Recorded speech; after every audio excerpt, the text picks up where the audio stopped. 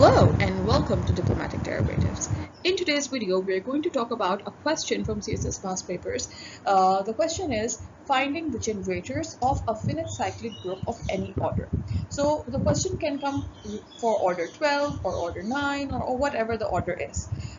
There is a similar pattern that will be followed for each of these type of questions. So in this video, we will be tackling a cyclic group, finite cyclic group of order 12. So let's see how does that work. So before we move on to the actual method of solving the question, we will first try to understand what is the cyclic group of order 12. Let G is equal to generated by A be a cyclic group of order 12. When we talk about cyclic groups means they are going to be generated by something, and that generator over here is A. So G is generated by A and the order is 12. So for writing any type of cyclic group, if they ask you in the examination, they are asking you to write a cyclic group, you need two things. You need a generator and you need the order. Okay, once you know the generator and you know the order, you can write the notation for that cyclic group. Here, how do we do that? Since it's generated by A and we know that each and every cyclic group, or any group for that matter, has the first element identity, that is E. So the first element in the group will be E. Second, the generator, which is A.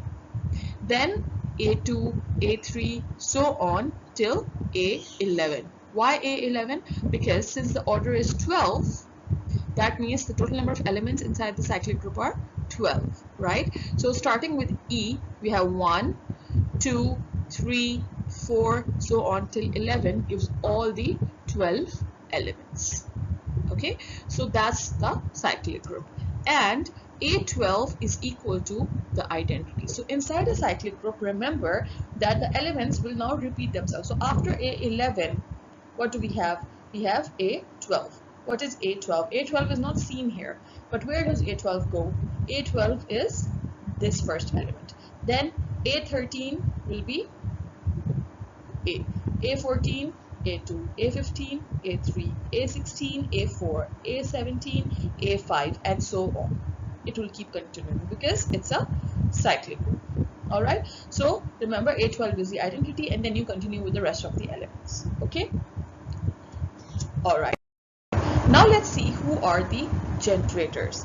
An element A raised to K is a generator of G if and only if the order of AK is 12. So what does this mean? This means that AK will generate a group. Now we already know that the generator of G is A, right? What are the rest of the generators? Because since it's a cyclic group, every element is repeating itself, right? So we need to find all the generators of this group. Let's suppose we take an element AK and we say that it's a generator. If and only if, it can only be a generator if and only if the order of AK is 12. Why? Because total number of elements inside the cyclic group is 12. So if the order of the generator is also 12, only then we can say that AK is a generator, because it won't go further than this. It will follow that pattern of the cyclic group. That is why if AK is a generator, it means that its order has to be 12. Alright, so the order of AK is 12 divided by GCD K, 12.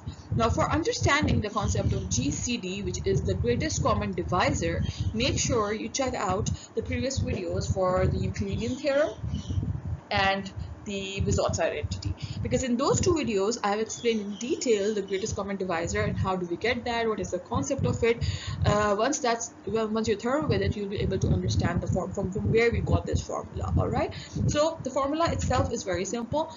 For the order of an element, what is the formula?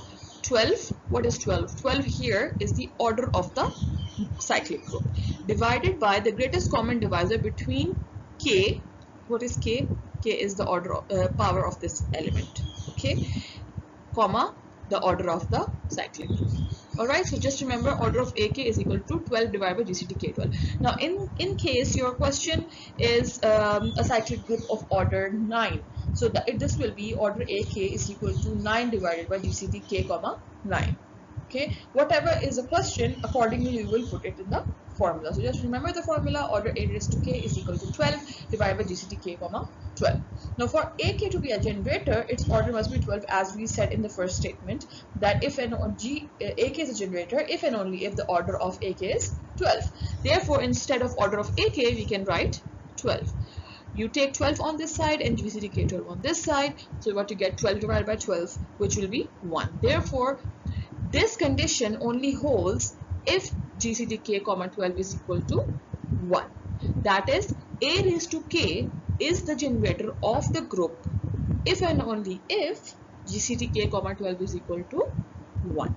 Alright, so this is what we are going to start. This is how we start the question, and now we move on to prove this situation. So for what all values of k do we get GCD k comma 12 equal to 1? Now we see what does this mean. Now first, for values of k, now we input the values of k. Values of k are going to be, what is k basically? K is the power of that generator, right? So it is a raised to k. This means that the generator is inside the group itself, right? The group has elements from starting from e till a raised to 11, right? So the value of k can only be from 1 to 12, right?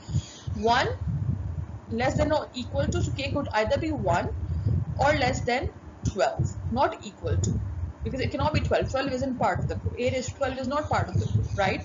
So starting from 1 till 11 basically are the values of k, right? Now we input each value inside the greatest common divisor. So greatest common divisor between the first value we input, 1 and 12, is equal to 1, because 1 and 12, if you talk about the divisors between the two, they don't go in any common table except 1, right? So the greatest common divisor between them is 1. So this is what we get from GCD 1 and 12. So you input it in place of k, a raised to 1 is now a generator. Next value after 1 is 2. 2 and 12, they go together in the table of 1 and they go together in the table of 2 as well, right?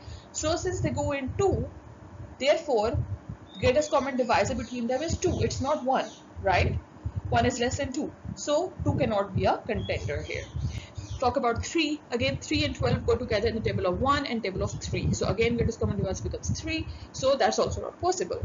4 similarly goes in table of 1, 2 and 4. 5 on the other hand, 5 and 12 together don't go in any other table except for 1. So the greatest common divisor is 1. The condition is true, therefore a raised to 5 is also a generator. Similarly, you check for 6, then you check for 7. 7 and 12 don't go together in any table. The greatest common divisor is 1, therefore a raised to 7 is also a generator. Similarly, till 11 you will check, and 11 and 12 also do not go in together in any table. You have 1 and a raised to 11 is the generator. So these are all the generators that we get from the formula GCD k comma 12. Alright.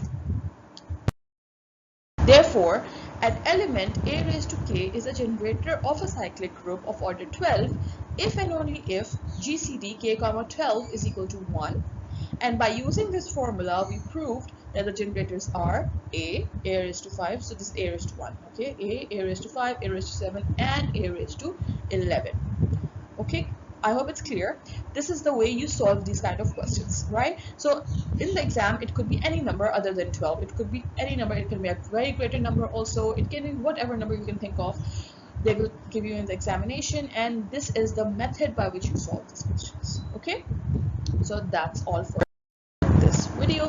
Thank you so much for watching the video till the end. Make sure you like, share, and subscribe to my channel, and this will help me to make similar content much easier for you. Also, I'll be able to understand what all you guys want to see next, and I'll be solving more questions from CS examinations as well, and moving on to the further topics as well in group theory, also in other arenas such as international relations and current affairs, etc. So that's all for today. Thank you and bye bye.